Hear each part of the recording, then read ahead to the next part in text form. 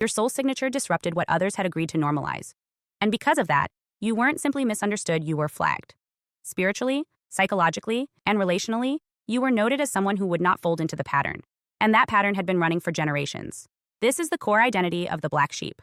Not a rebel, not a misfit, but a system disruptor by nature. Black sheep don't decide to reject their families, they are rejected by default, because they can't merge with dysfunction. Their wiring won't let them. The black sheep is marked by an inability to comply with silent agreements, emotional erasure, and normalized abuse. That inability, while often punished, is the seed of something greater. It is the sign of one who came to break the generational blueprint, not repeat it. Let's clarify what a black sheep actually is. In social language, the term is used to describe the odd one out, the family member who doesn't fit the mold. But in reality, being the black sheep is not about being weird or rebellious. It's about being incompatible with the lie. Every dysfunctional family system has an emotional operating system, unspoken rules that regulate behavior, enforce silence, and preserve power hierarchies. Most members, consciously or not, adapt to these rules to survive. But the black sheep's nervous system resists. They feel what others suppress. They sense what others deny. And they react whether emotionally, physically, or intuitively in a way that threatens the family's psychological equilibrium. This threat is rarely addressed directly. Families don't say, "You're too awake to be controlled." Instead, they punish, isolate, ridicule, or pathologize.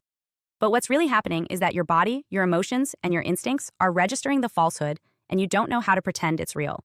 That is what marks you. You become the one who reacts, the one who questions, the one who won't lie. And in families that depend on silence and survival roles, that makes you the problem. But here's the truth. You weren't the problem. You were the signal.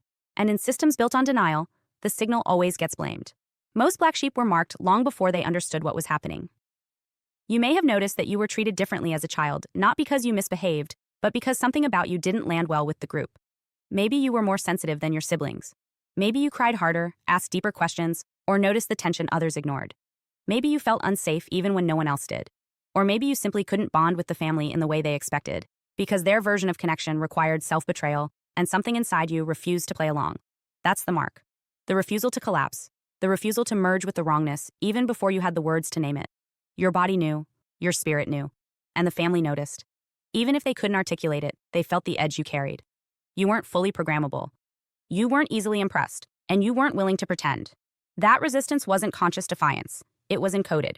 Being marked doesn't mean you were defiant. It means you were sovereign. What happens next is often consistent across families.